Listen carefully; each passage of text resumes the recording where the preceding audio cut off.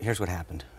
First of all, I can't stress to you how deeply offensive this is to me, to have that kind of allegation leveled against me.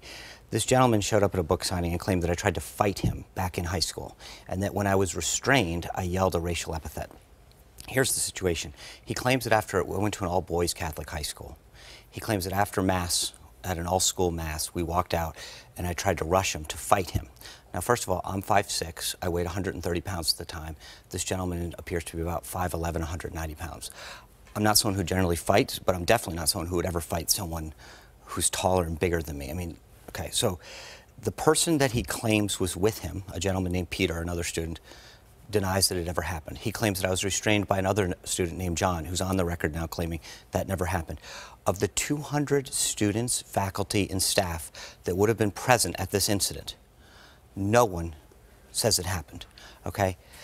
The Newport Daily News was coordinated with this individual to allow this stunt to occur. They brought a camera, he called them and said, I'm gonna go create a scene at this book signing, come with me and film it.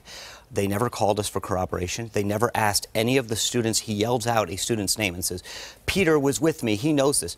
Well, Peter's on record saying it never happened. He talks about another student, John, who restrained me. John says, on the record, it never happened.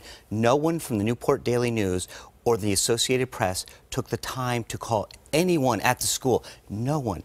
Over a dozen students, faculty, and teachers that we have been able to contact all agree that no incident ever occurred. No one. And they let this story go out. And now, today, they are starting to actually call these individuals who we've made available, given them their phone numbers and said, call. There hasn't been a single person that's come forward to verify this at all. And yet, here I am at this book signing. This gentleman coordinates with the Newport Daily News to create a scene, and everybody runs with it as if it's, and their answer is, well, he did make the charge. I get it. But yes, he yelled it. But no one at a school of 200 plus says it occurred. This is somebody you went to high school with, though? He was a class below me. I don't recall him, but I mean, from what I can tell, he attended the school. So your attorneys suggested that you may sue the Associated Press today. I don't. Is that leaving. True? What the attorney said was that we are going to take appropriate legal action, and I think that I'm going to leave that up to them.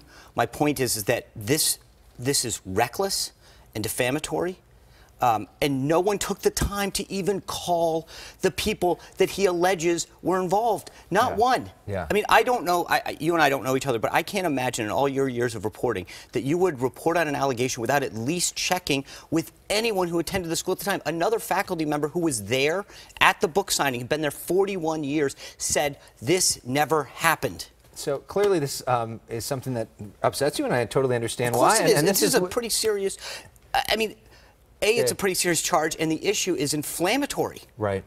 And it comes in the middle of this book tour, and your book, by the way, 31 years after getting out of high school, it comes out at the first book signing, and it's a coordinated stunt with the Newport Daily News. You tell me that sounds, I mean, not a whiff of this ever occurred before? Right. And not one single allegation? And one